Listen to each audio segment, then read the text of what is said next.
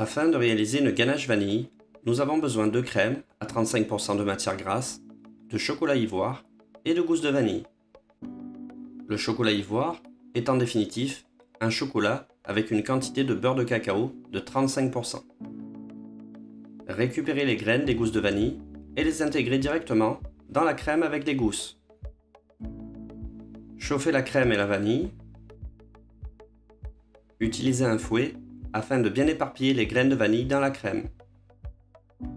Une fois le mélange bien chaud, filmez et laissez infuser afin de bien extraire les arômes.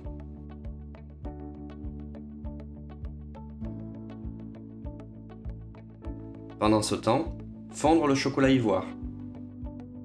Pour assurer une bonne fonte du chocolat, il est important de commencer avec un bain-marie tiède et pas très chaud.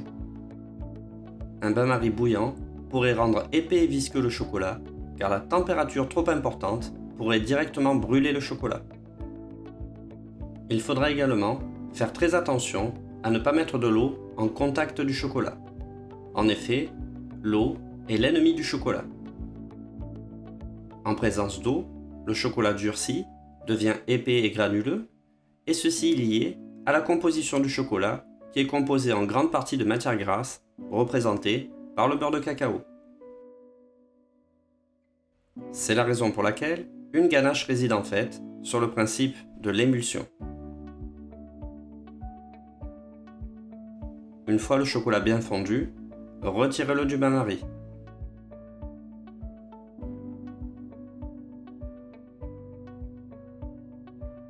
Retirez le film, extraire les gousses de vanille, gousses qui pourront être lavées, puis séchées et réduites en poudre, utilisables dans diverses préparations. Homogénéisez la crème à l'aide d'un mixeur plongeant afin de bien éparpiller la vanille.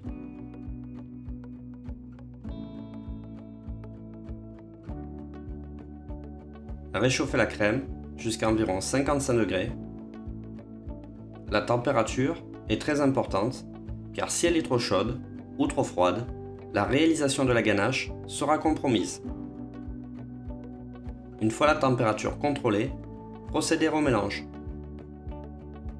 Versez lentement la moitié du mélange chaud sur le chocolat fondu. À l'aide d'une maryse, mélangez énergiquement depuis le centre en décrivant des petits cercles pour créer un noyau élastique et brillant. L'objectif ici est de créer une émulsion entre le chocolat et la crème grâce à une action mécanique.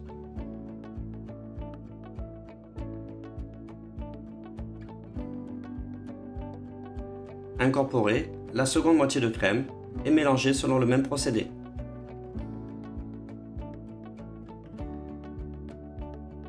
Ici, nous utilisons une maryse pour ne pas incorporer de l'air dans la ganache ni la blanchir, ce qui pourrait arriver avec l'utilisation d'un fouet.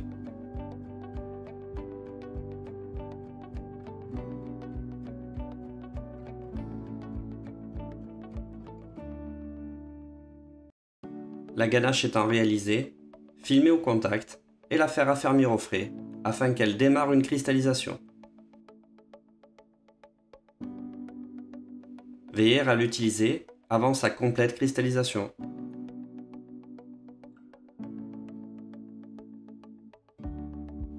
Quand celle-ci commence à cristalliser, on peut observer un changement de texture caractéristique, preuve que la ganache a bien été réalisée.